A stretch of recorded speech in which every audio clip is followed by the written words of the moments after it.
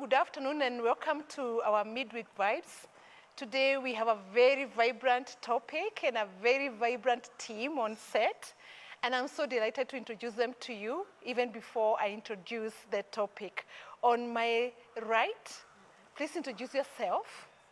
Okay, so my name is Lynn Adhiambo. I am a counseling psychologist and I am more than happy to be here. Yes. Welcome. So glad to have you on set today. Right. Hello and good afternoon. Thank you, Reverend Maggie, for having me today. I am Pastor Charity and I'm really excited. Karibu sana. Yes, and thank you for hosting this show with me. And on my left. Hi, my name is Kevin Zavella and I am the media director of Mamlaka Hill Chapel, Waka. Wow, do you see how exciting this is? This is a Mamlaka production from beginning to end. Lynn is one of us here at our campus, and we are so delighted to have you. Karibu sana. Of course, Charity, is always with us, and such a joy to always have you. And Kevin, when he's not here, he's on that side making sure that we have something nice. So our topic today is personality types or personality traits. It's a topic of interest to all of you, I believe, as it is with me. And without further ado, I want to dive in and begin to understand why. What is personality traits? What is that? And why is it of interest to humans like us? What's the point, even? Yes. Okay, so first I'll define for us what personality is. Yes. I am a firm believer of first understanding this thing that you're calling personality. What is it in the first place? This jargon, personality. And I'll go with my association, American Psychological Association. This is how they define personality. So it's the individual differences in characteristic patterns of thinking, feeling, and behaving. And another one is the combination of qualities or characteristics that form an individual's distinctive character. So it's just basically based on these definitions and many more you will see online. It's just a combination of thoughts, feelings, behavior, and its patterns of. So it's just not a one-off thing and then now you conclude, I think this is my personality. It's just patterns of specific thoughts, feelings, behaviors, and then now amazing people in the world decided to form tests and try to define and put those things, to name them. Because you'd notice Pastor Kevin is behaving the same way as Pastor Charity. But Reverend Maggie is behaving differently. Right. But Reverend Maggie is behaving like Lynn.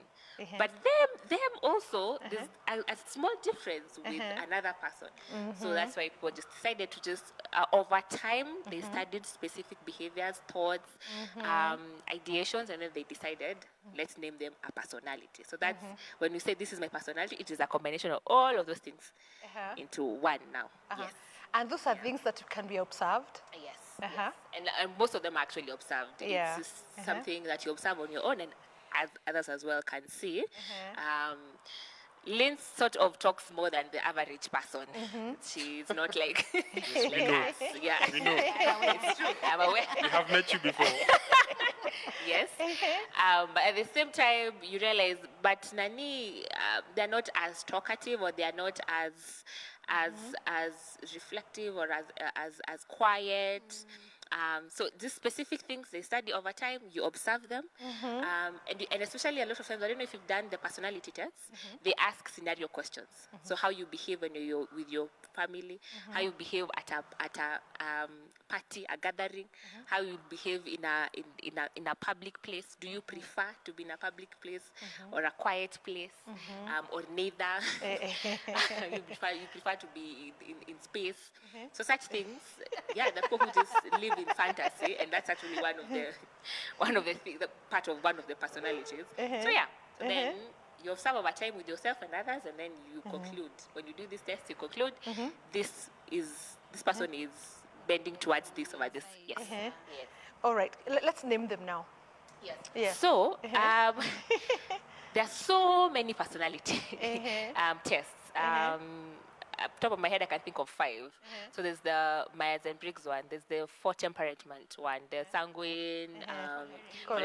The Myers-Briggs one is the one of INFP. Those ones that has letters. and someone can easily just confuse you, throw you off by just saying, I am an INFP. Just wondering, what's that? There's one for numbers, so where you are a number, I am a number 1. It's an Enneagram test, where it just goes from number 1 to number 8. There's one for type, so I'm a type 1, I'm a type A, I'm a type B, I'm a type C. So a couple of people, based on different theories of personalities, over time, across all the way from when Sigmund Freud, our father of psychology, started these things, they have over time developed different personalities, criticizing others, adding more. But now all of this, so we agree as psychologists, we look for 5 specific traits that cut across all these psychological tests that we are looking for, and we call them dimensions of personality. So just specific things we're looking at, I'll start with the most common one, extroversion versus introversion, and it's normally, this one just, we check your willingness to be random, to be social, to be sociable, to be comfortable around people, or versus now the opposite, you're not social, you're not sociable, you just don't want to be around people, you want to be home. That's the one dimension that everyone knows. And that is just one. It's not it's just divided one. into 2. No, it's just extraversion, and now it's extraversion. So what it's called extraversion. So you either have high or low. So when you have high, you're extroverted. When you have low, you're introverted. Then the other dimension is openness. So this one just talks about experiences and learning new things, and your desire to learn new things, your desire to have insights, your desire to just explore and do all of those things.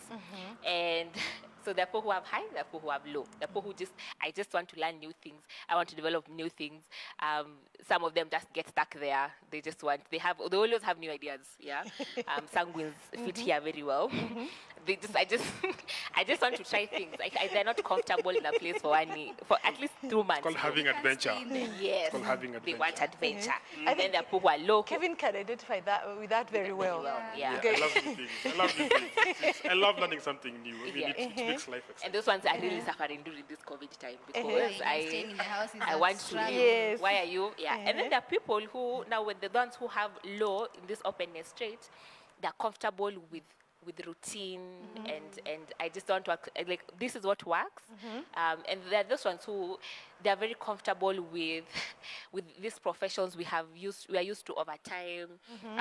Accounting works. Let me just be an accountant. I'll go through the system, and I'll go through the normal way. Finish high school, finish campus, get a job, get a husband or a wife, get land, get a car, retire somewhere in Rift Valley, die. They don't want any adventure. I don't want to travel. I don't want, just don't. The other one is, we call it consciousness. So this is where this specific aspect, it tests your level of goal orientation and persistence. So the people who, they're very persistent, they're very organized, they don't do anything random. They just, you see, I don't know if you've seen people who are very, very, very organized and very goal-oriented, and if they set their mind on something, they will finish it. They don't care how. I'll sleep late, I'll wake up early. I just need to accomplish this. On the opposite, those who have low in this space, they're people who are impulsive. Why do we need to plan? So we know we want to go travel. So we will go. We will go. Where's the fun in we will go. Why? You want to go to Naivasha today? Let's go. And then they end up in Naivasha, and then they realize, I don't have a change of clothes. But don't worry, there are shops. Why? Very impulsive, very walk around. It's more adventurous again. And they can't be disorganized and not determined towards one thing. But again, the other aspect we check in these all personalities when we are testing is agreeableness. So this one comes along to do with how you are. Which are you giving priority to other people over yourself? And this is where our empathy comes in. So people who have high, they're empathetic, and they consider other people coming first. Then the people who, they're just less concerned about others. As long as I'm satisfied, I am okay. Just this. Anyway, I was born alone. I did not come with anyone technically. So. And then the last aspect we test in all of these things is neuroticism. So neuroticism is just your tendency to respond to stressors.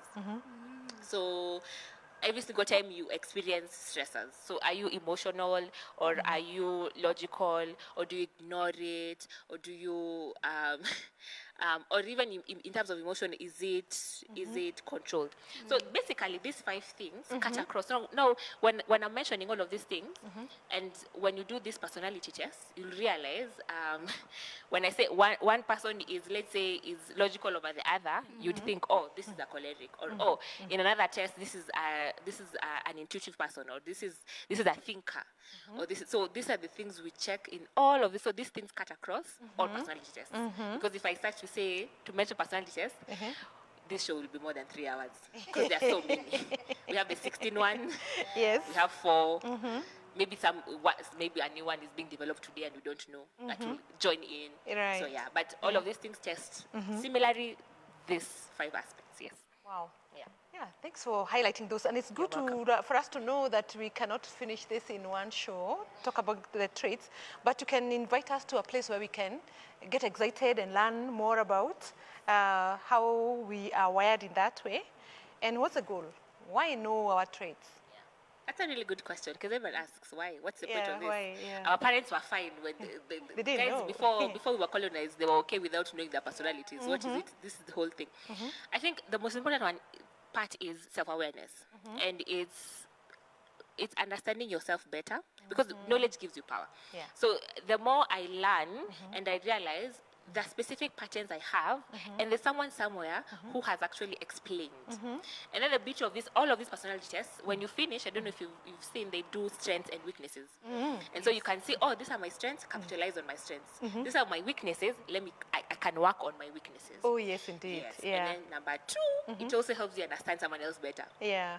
Because if I know these 2 tendencies of Pastor Charity, for whatever reason, she tends to behave like this. These patterns tend towards this personality, and I see strengths and I see weaknesses. I can see, okay, so she is, because of her predisposition of her personality, she might tend to behave this way or have this weakness, and it helps me be a better friend, a better employer, a better employee, just a better individual. Yeah, so it's just really, for me, the sole purpose of it is just self-awareness, and to at least, I mean, knowledge is always power, and it's adding to your knowledge, and understanding yourself and others better, and just, especially, I like the part of strengths and weaknesses. I like that part, because you get to gauge and realize, oh yeah, actually, most probably I have this, or most probably I don't have this, or I can work on this, or I can understand when my person is behaving this way. Yes. Yeah. Oh, So let me ask you a fantastic. question. Yes. From what you've said, it feels like I am every one of those personalities to a degree. Like the more you talk, the more I realize I have some of this, I have some of this, I have some of this. So like, how relevant are the personality tests according to that? Because it feels like you could just array a list of personalities, and then I am almost all of them in some varying degree. Yeah. I mean, in that case, if each of them has strengths and weaknesses in varying quantities, I mean, it means I have weaknesses across the board for all these things. Yes. I don't like to think of myself that weak, but so I'm like, it feels like I'm everything at once. Yeah. Okay. So I don't want to be biased, but there's a personality test that has degrees of those 2 traits. So they tell you you're more extroverted than introverted, but you're both. And so I think one of the things to demystify about personality is you're just that one, and you cannot possibly have any other personality ever. Like that trait is just foreign to you. That's for Akina Pastor Charity and Akina Reverend Maggie. That's not mine. That's who I talk. No, but it's us acknowledging that you can have all these personalities, and a lot of times it comes up in different aspects, but different degrees. But the bit of it is as of now, and I like how you're asking what's the point then of doing all of these things, because most of the times you can also keep on shifting, or you have all of these things. But the point of a personality test is just to show you're more of this over this. So if you I can be empathetic, right? Or let's say I can be my approach to life is I'm a feeler, right? And another person's approach to life is thinking, right? So specific patterns, I can't. It doesn't mean now I'm just 0%. I never feel. It means now, when in a given situation, I tend to think more than feeling more, right? Meaning, ideally, then, according to those patterns, I am a specific personality. And that's the point of a personality test and a conclusion of, it's not saying, because you have this, you cannot have the other. It's just saying you have more of this, which now qualifies you into being a specific personality. Which now, the beauty of it is because if, let's say I'm a choleric, myself I'm a choleric, and I find specific strengths in being a choleric, but then because I tend to be, my approach to life is always thinking and thinking and thinking, a weakness comes there because it means there are span spaces. My instinct is to think first, then feel later, right? But it doesn't mean I can't feel, right? It's just there somewhere. Now, when it is highlighted to me that I can actually, there's a possibility, let's say I can be unkind, I go and work on that and improve on that, right? Because that's why they highlight those two weaknesses. So the point of it, I actually feel like, and I actually advocate keep on doing the test, is it helps you as of now, presently right now as Lane, what patterns of qualities and characteristics do I have more? So those ones that I have more of, I am that personality. So because I am that personality at that specific time, I have specific strengths that I can use at that time, or specific weaknesses that I can work on at that time. I hope I've answered your question. So, okay. Yeah. Yes. is that governed by situations or circumstances that you find that if at this point I'm a specific personality, in a different situation or crowd or whatever, I can be a different one altogether? So meaning you can't say you're specifically just one personality. And even just to throw the question to you guys, it's a really thing. Do you find yourself being one personality? Maybe you can answer during a specific, like you just one person and one specific trait everywhere. So as you parent, as you are a wife or a husband, as you at work, as you're managing people in whatever spaces, do you find yourself being the same personality across? I think I can answer and say I think we are a little more dynamic than static. Because life is also dynamic. We are organic. We are not stuck in one place. But I also realize that certain aspects of us need to come out at certain different times. For example, if I'm at home, I'm parenting my kids, I'm more of a nurturer. I'll be a disciplinarian. I may be more firm than when I am with my niece, because I want to endear my niece to myself. You know, I don't want my, and I want to be the favorite auntie to my, or with my grandchild. I want to be the best grandmother on earth, this kind of thing. So I think the fact of being dynamic, the fact of being in different circumstances and different things of us being required of us will make me tend to allow some aspect of my personality to come out, and I could subdue one in favor of another. At the same time, I wanted to say that we grow. We want to recognize that we are not stuck. Where we started is not where we are. Lots has happened to us. Circumstances have changed us. Environment has changed us. We have learned. We have schooled around certain things. We could become much more knowledgeable. I think that has an effect on our personalities, isn't it? Yes. Yes, teacher, what do you think? I think for me, to this day, if you ask me, I will tell you that I am shy and I'm an introvert. Extremely. Like I am those people, which it should not shock you. So, in my earlier days for my career, I think, I started in theater. And I remember I used to, you're given a script, you're on stage, you're so shy, you were just, that was me. And me, I was fine with that. And I knew I was an introvert. And then I remember my first director, so in the middle of being shy on stage, he threw a binding file that hit me. So he's like, if you want to be shy, you just walk out. So I think over time, I began to act like an extrovert. But I don't think I'm an extrovert. But even to this day, everyone says I'm an extrovert. I am not an extrovert. I am such a, I want my space. I am those people of like, this is me. Steer clear. That's who I am. So when you say that I am, you can be this, and you can be that, and you can be this, and you can be that. I mean, at the back of my head, fine, it makes sense. Knowledge is power, and I've understood myself, and I know that each year and each day I'm growing, but I think deep down I'm holding on to the fact that I am an introvert, I like my space, and I want to stay like this. But situations usually just come out, like us here. And it sometimes it feels like I'm sitting by the side and I'm watching myself talk to you guys.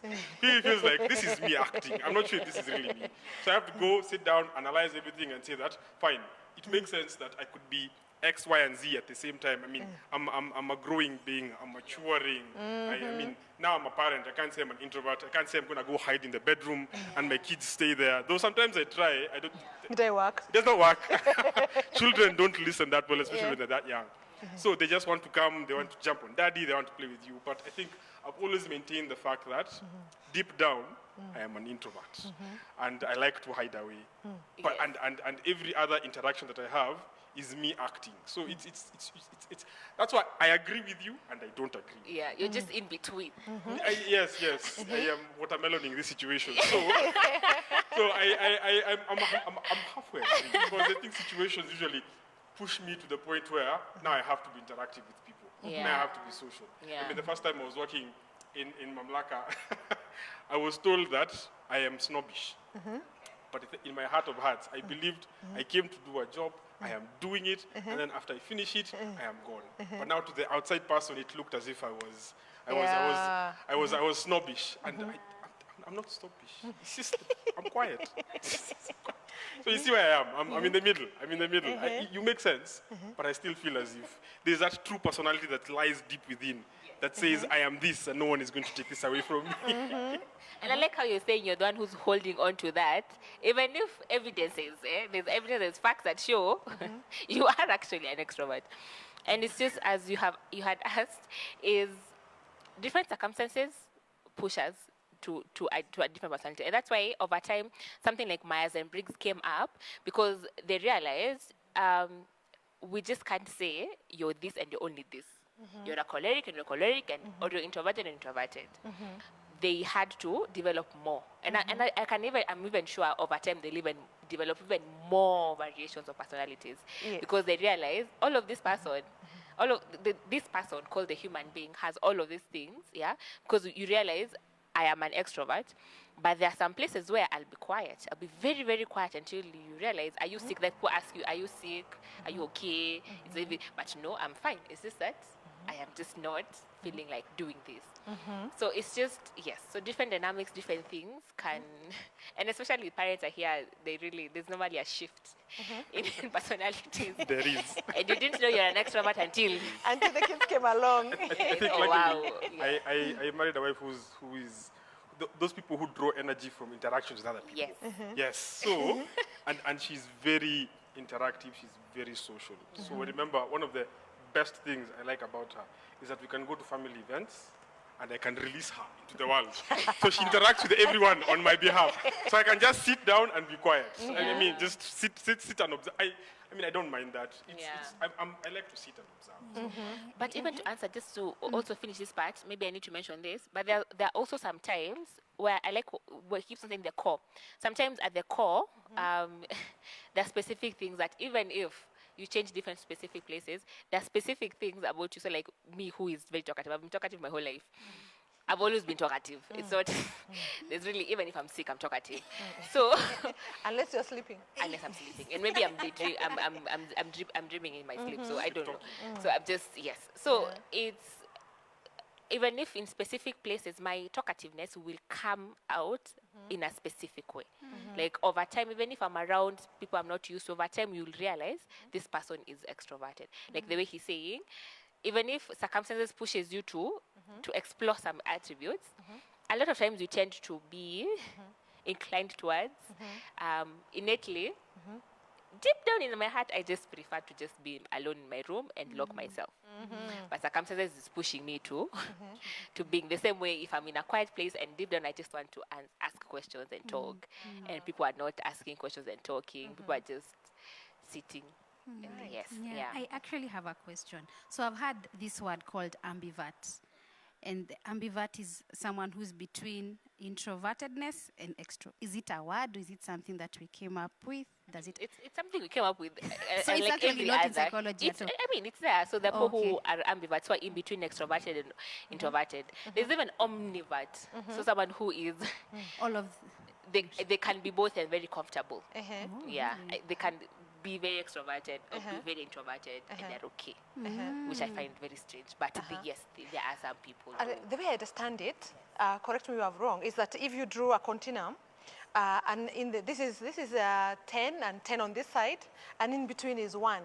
So I can be either dominantly extroverted, and recessively introverted, or dominantly introverted but recessively extroverted. So I have parts of both, isn't it? Yeah, I realize that. But I wanted to ask you a question. How is personality developed?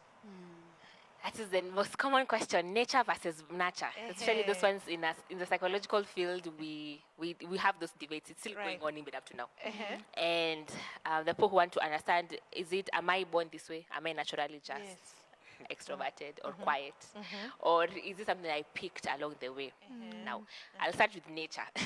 So for nature, because now there we involve genetics and everything. So the only literally what we base nature with is there's a study that was done a while ago with twins, and they were taken to different locations, and they ended up making the same decisions over time, and they justify maybe, I mean, if they did that, then because you see with twins they have the same genotype, but now to criticize that, we have twins in our lives who grew up in the same environment, same everything, but they're completely different.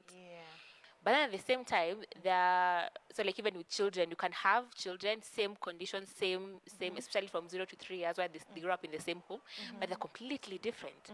Until you wonder, is it? And you just try to understand, yeah. So there's a little bit of nature. So for us, where we have concluded now is there's a little bit of both, but then there's no scientific conclusion of there's this specific gene that you have more of than this other person, which then predisposes you to being an extrovert or being an introvert. But due to evidences and some things we can say, we can't really ignore and say, what's up with this person was? I mean, someone who grew up in a very quiet home, but they're very extroverted, and you wonder, But then there's nurture. Now, nurture we have evidences of. And when we were doing mental illnesses with Margaret, and I remember she mentioned there are specific developmental stages and that someone goes through, and they have to adapt well, they have to maneuver those 2 stages well, or else they'll be fixated. Now, if they're fixated, it now ends up them having a combination of character. Remember, personality is just a combination of specific attributes. Then those 2 patterns conclude a given personality. So as you're growing up, so one we pick up. I'm sure you have 1 or 2 or 3 personality traits of two traits that ideally are your parents. Yeah, you behave. Someone tell you, you behave like your mom. You behave like your dad. You behave like your caregiver. And then sometimes it's trauma. So you can go through a specific traumas in life, then lead you to have the extreme version of your personality. So sometimes, let's say you are a talkative girl, you are a quiet person, and then let's say you grew up in an emotionally abusive home, so you do not have rights, you don't speak, right? So 2 things can happen. You can grow up and just don't speak, end up being a very quiet person, and just develop that over time. And you can see that even a lot of times in my sessions when you ask someone who says they feel like they cannot express themselves, I'm not assertive, and all those things, when you trace it back, it's every single time they were toned down. You're too talkative, they were suppressed. The opposite can happen. And because I didn't have rights, all of a sudden after now you get to independence in university or even away from home, you're the most extroverted person ever. Because like myself, I had a very strict dad at home. At home, I wasn't as talkative. But outside there, people knew my name. People knew who I was. Wow, thank you so much. I think we want to take a short break. Let's take this break, and then when we come back, we can explore more about the impact, greater impact of especially religion or Christianity. How does it affect our personality? Do we stay stuck, or does it help us change? thank you so much for staying tuned. We are enjoying this conversation together with you. We believe you are benefiting, and thank you so much for giving us your feedback. And we have a telephone, we have a line we can use, and it's going to be there on your screens. Please send your comments. If you have something personal that you want to follow up on, please send it. But for now, let us look at our comments, and Charity will give us the shout outs, and then we check our comments, and then we proceed from there. Thank you so much, Reverend Maggie. It is always a joy to see you tuned in every week, so I'll just go right to it. So let me just say a comment or questions from one. Reverend Lorraine Bundi is shouting out to Lynn that you're here on this show today. Then now she has a question. This is the best topic ever. Can't wait to indulge. Mtuambie why we are so different from each other, how it's possible to perceive life so differently, and how we can arrive at objectively in our perceptions of experiences despite our differences. Nashukuru in advance. We have another question from Angela Wanjiko. Does your personality change over time? Do situations or experiences determine what personality type you'll be? I think we have tackled that earlier. Then we have Lorraine again says, Mbula Makutwa Yesu atatusaidia. Atakusaidia, and we'll keep praying for you, Reverend Lorraine. But thank you for joining us. It is always a joy to have you. Can I answer briefly Yes. Lorraine's question? Yeah. I had started just to answer that a little bit. Yeah. So because we grow up in different settings, we experience things differently. So as we established before the break, there's a little bit of nature. There's a little bit of you're born with that, but you can't pin down and say this is why, right? But you are there. Just give us a psychologist time. We will give you answers, us and medics. But now in the nurture, because we experience life differently, we grow up in different homes, and even if you're siblings, you of course will grow up in the same home, but the time that you're born is different. The people, the friends you have are different. The schools you go to, the classes you go to are different. So over time, we pick up, and that's why one of the ways we develop our personalities. And now the aspect I had talked about fixation. So sometimes different things happen to you that will predispose you to having a specific personality type, either being aversive or being conforming to that, so that you know at home things were harsh, things were hard, but I got a specific combination of things that made me be comfortable and be okay and survive. And so that's how I look through life, because again, life will offer different stressors. So we are significantly different because our experiences are actually very, very different. Even if you live in that house, it's just so different. The time you're born, even twins, they experience things very differently. And establishing that is very key.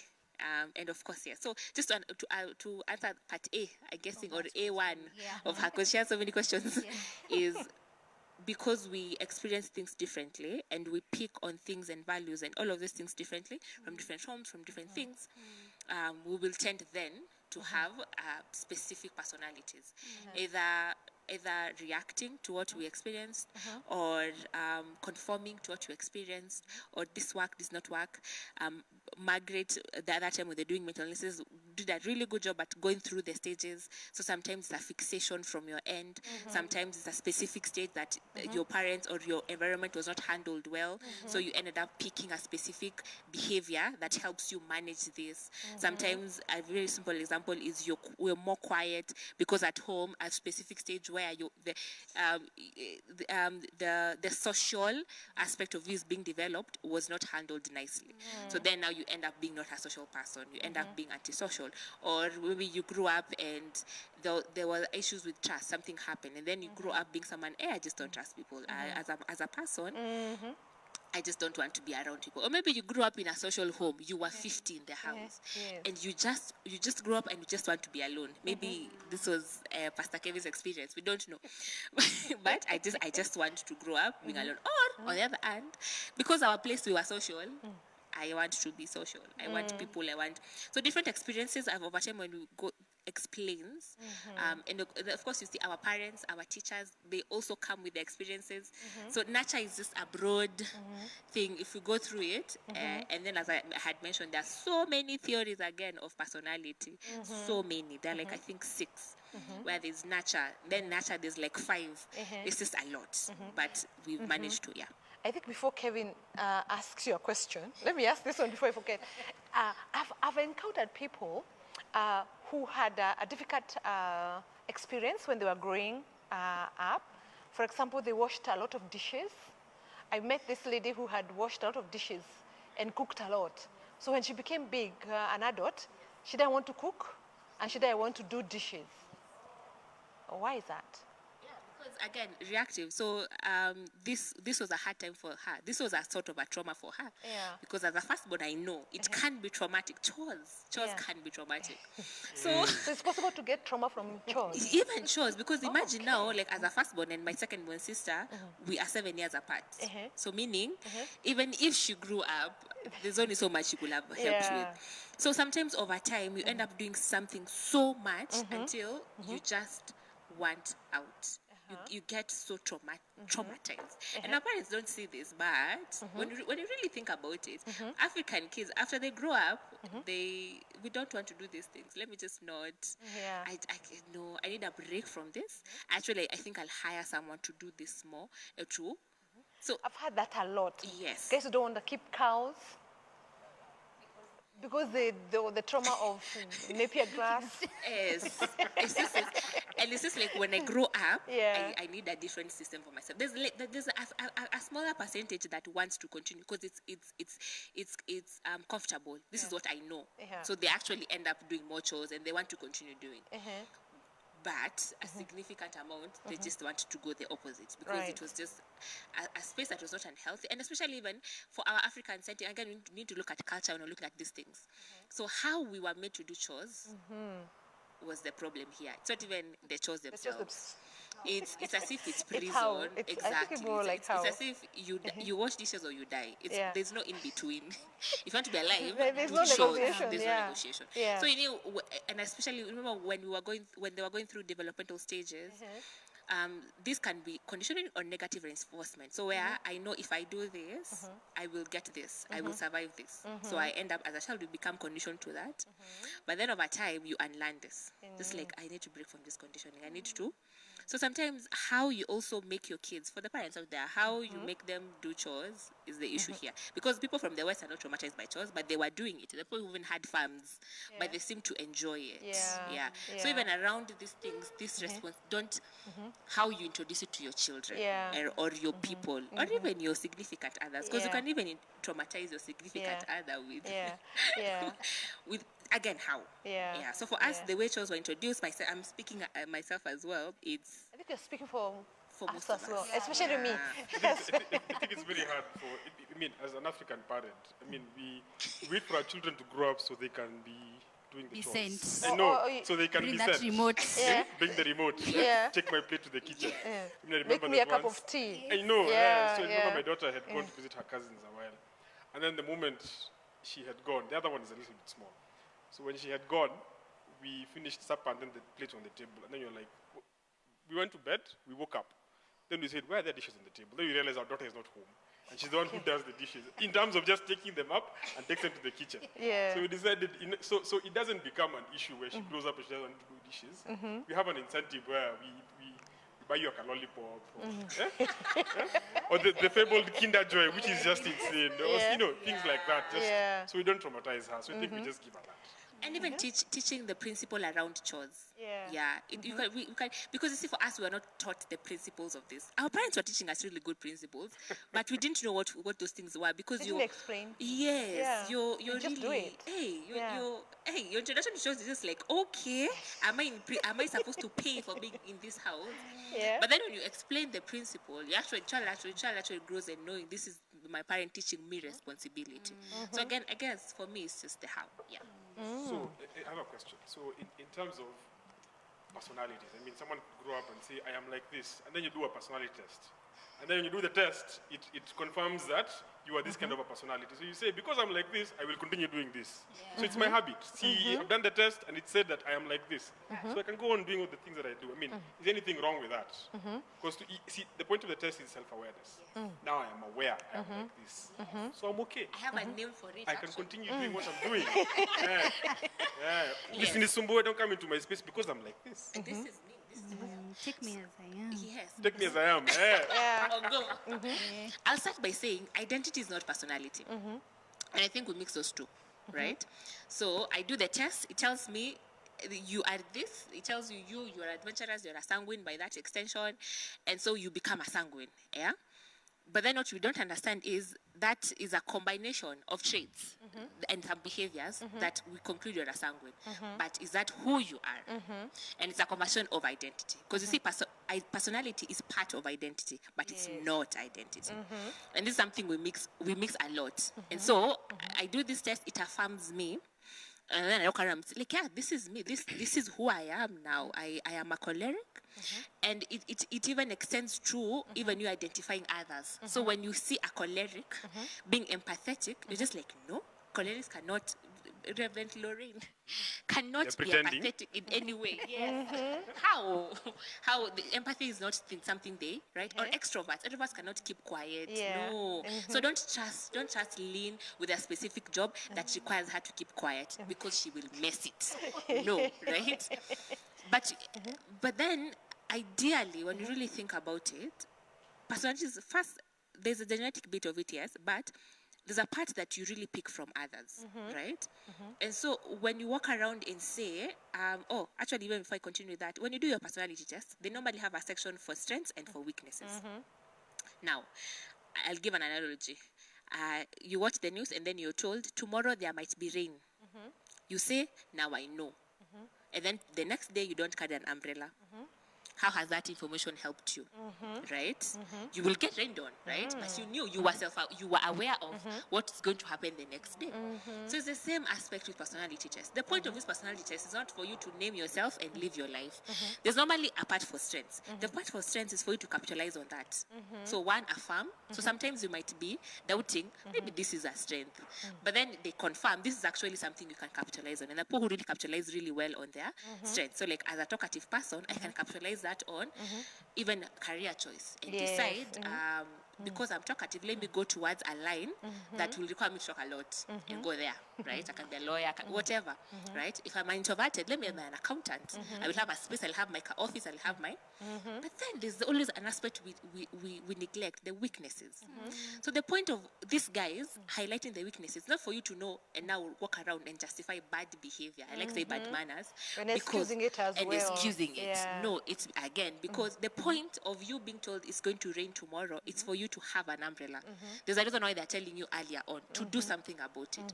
So now I have discovered I am this. There's the part of strengths, there's the part of weaknesses. I have some weaknesses.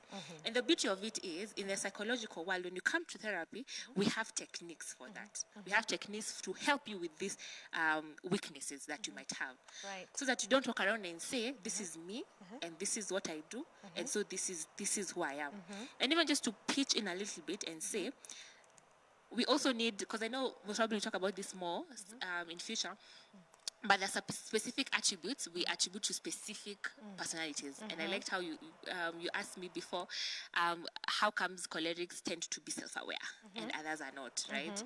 Or how comes this specific trait, introverts, they tend to be empathetic, phlegmatics, they tend to be empathetic and others are not. And my cry to everyone is, let's have these traits above these personalities. So where, because I think we box ourselves and we box even things without having definitions. I'm a fighter for definitions. So when you look at a word like self-awareness, it's actually just getting knowledge and information about yourself. Now, because people who are cholerics, we are more vocal, right? We will tend to look like we are self-aware, right? Because when circumstances comes, we are not scared to express those things, right? That doesn't mean the other person who's not similarly expressive isn't self-aware. They are. So we try to box assertiveness into a given way. Assertiveness only just means you have to stand and speak your mind and shout. So if you're not doing all of those things, you're not assertive. But you can again express assertiveness in other ways, right? You can write. If you feel uncomfortable speaking, there are people who have actually spoken their minds to writing. Even during the colonial times, fight for racism, all of those things. There are people who are very vocal in their writing. They did not march, they did not walk, but they were very, very vocal in their writing and other ways of doing this. So I think it's one, establishing your personality identity is very different. Personality is part of it, but you can't walk around and say, hey, I feel affirmed. I think this is it. And every bad behavior now, right?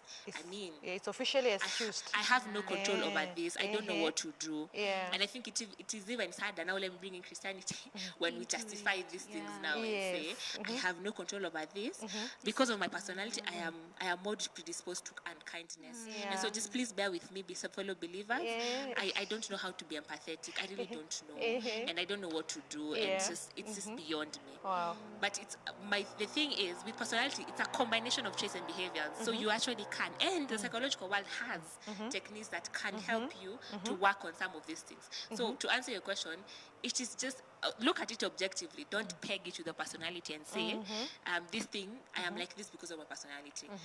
Take that attribute aside. That is a bad behavior. Whether people in that personality tend to do it or not, it doesn't negate the fact that it is just a bad behavior. And the bit of it is you can do something about it. So settling in and saying, this is who I am. First, that's not who you are, because that's not your identity. Exactly. Yes. Yes, it is part of your identity, but it's not your identity. Yes. Excellent. Yeah. I think, Kevo, you wanted to say something? Yes. And our time is really moving. So, as a Christian, let me just say this, then we tie it together. Because we are Christians, we know the role of the Holy Spirit in the life of a believer and how that changes everything, including perspective, including behavior, and we can no longer have any reason to excuse bad behavior or even sin. So with that in mind, I want you to go ahead and share what you wanted to say and give a parting shot, because we're going to end up. Yes, our time is so gone. Yes. So my response to that, which will also tie into that parting shot, was fine. You have said that I'm using the personality test to reinforce my bad behavior. Fine. We have determined that I behave badly, and I have done the personality test, and it says that I am like this, so I'm okay with it. Now, the next step of asking the person to change his situation, I mean, if you were to say it's someone who is introverted, it's a very big challenge for me to be able to step out of my space and try to interact with people or try to do this. Or if I'm very vocal about something without particularly having that whole empathy thing, it's going to be a very hard task without the essence of introspection. Which I think is which you're going to say that. So I think it's a very, it feels like a very big. You can't. I sit, I do the test online, and then I discover that I'm like this. Then I say, you know what? It's fine. This is who I am. I'm going to move on with life. So that tendency. I mean, now this is speaking strictly if you are not a Christian and you're particularly comfortable in your own skin. I would move on and I would just live life as I am, and I would not be bothered. I mean, if you're bothered with my so-called bad behavior or bad manners, you just find other friends. But I think for Christians, at least this is onto the parting shot, I think for Christians, the fact that Christ says to adopt his identity. And if I am to quote, rather to reference Reverend Louis' sermon from last week, I mean, to use the word from a sense of, as a mirror. It's like a mirror to constantly assess yourself. I mean, it's a lot of work. It's a lot of work. The person who wants to blasé like me would feel like, you know what, if I look at the personality test, then I see that I'm like this, then the word of God says I should do this, I feel as if I should just avoid the personality test. I just move on as I am, so I don't do this work. Because to be honest, it's a lot of work to sit and introspect and tell yourself that, you know what, the word of the Lord says this about me, and I need to be able to change, and I need to constantly remember that I need to assess myself every single day to the point where I am trying to be Christ-like in one form or the other. I mean, that's effort. That's me speaking for myself. Yes. It is effort. Sometimes when you introspect and you look at yourself, some of these bad behaviors we enjoy. To be honest, you enjoy, and it's very hard to be able to get to a point where I need to change. So I mean, if I was to reference the sermon, I would say it was a very big challenge for me to be able to sit down and say, you know what, as in I will intentionally look at this, I will intentionally try to adapt a more biblical point of view in terms of my personality, in terms of my growth, in terms of how I interact with people, in terms of being empathetic and the like, I would say. I think, I mean, the sermon for me was a very big impact in that respect. Yeah. Oh, fantastic. Thank you so much. I think we will come to Charity first, then we come to Lynn. Encourage somebody who currently has become aware of their personality and they have a struggle of a weakness. They have a weakness that has been brought to the fore. And what would you share or encourage them with, Charity? I think the moment you identify your weakness, it's just face it and accept that this is the weakness that I have. And in knowing that if you're a believer and if you're a Christian, the Holy Spirit is there to help you, to train you in ways of righteousness. And I remember the verse in 1 Corinthians that says, okay, I'll paraphrase it, when I was a child, I used to do childhood, childish things. And now I'm a man and I have to let go of the child whatever things, and that it would mean that you're transitioning, and that is why Christ died on the cross, so that you can continue being a better person and growing into godliness. So it is okay to face the weakness and accept and say, then these are the steps I need to take to be a better believer, Christian. Fantastic. A maturing believer. Yes. Excellent. Thank you so much. Lynn, Yeah. encourage our viewers and speak a word of counsel to anybody who has now gone ahead or not even done their personality test and they don't know where their weaknesses lie. Or there's one category that way, and there's another category of those who have a huge weakness. And especially those who have a challenge with how they were brought up and they were fixated somewhere where the trauma occurred. What would you encourage them to do? So I'd say, ideally, for one who has a lesson of trauma and this fixation, I always advocate for therapy. So go to someone who's very objective, and they'll help you even trace to where is this fixation in the first place, right? And then for someone who has established, they did the test and they've seen their weaknesses, for me, I'd say everyone has weaknesses, and that's the beauty of it. Everyone, and every personality. The point of those weaknesses is to help us see what can we do about it, right? And I like how, and also let us also not focus so much on the weaknesses, because sometimes with personalities we focus on the weaknesses of one, and no one desires to be that. I want to be that because their strengths look more attractive. So also for the ones who also, just when you're doing personality tests, also capitalize on the strengths, because they're actually beautiful when you see, when you understand, when you're aware, right? And then I'd say work on your identity first, because your identity influences your personality. I like what Pastor Kevin said, alluded to. I always challenge people to introspection, right? So, and Reverend Lovett does such a good job at helping us, highlighting us to the Bible being our mirror. Right? So if I call myself as a believer, like for a very good reason, I'm a choleric myself. And so as Reverend Lorraine was sharing, we have just a struggle with empathy. It's just like, why? Just think. Why are we feeling? Think fast. But then after the more you grow in your Christianity, the more I realize empathy is something that, it's actually, one, it's bothering me that I don't have it, which is a growth. And then two, I'm actually finding myself wanting to be more empathetic, and it's working. So work on identity first, especially with believers here in since we're in Mamlaka and everywhere. Focus, understand first. And I love how our pastor is really alluding to that. Work on identity first. I call myself as a Christian. So as a Christian, let not your personality triumph your identity. Exactly. And even for the non-believers, either way, understand first, who am I? Who do I identify as? Because as I said, personality is part of that, but it's not. It's like a very small percentage of your identity. So your identity now dictates what's up. Because when you call yourself as a believer, and as you said, you introspect and you realize, I struggle with empathy, but I have Christ who will help me. I have the Holy Spirit who will help me. So yeah, so for me, my everything, introspection, ask yourself those questions, go to the boardroom, talk to yourself, face yourself, don't fight it, don't run, don't conform to this is who I am. Your personality is not your identity. Work on your identity and then let it influence your personality. Yes. Oh, so well done. Thank you so much. And we are reminded that we do not need to deny the power of the cross by saying that nothing can be done. I can do nothing about my personality. Yes, it's something I can do, and we are growing, we are dynamic, and we are in transition. And the Word of God influences us every day. It speaks to us. It speaks to our weaknesses. It speaks to our areas of strength as well. It encourages us, it challenges us, it cautions us. It does all these things so that we can become better believers and better followers of Christ. So thank you so much, everyone, for your amazing time and the good conversation. And we look forward to seeing you next in the next show. God bless you, and God bless you again.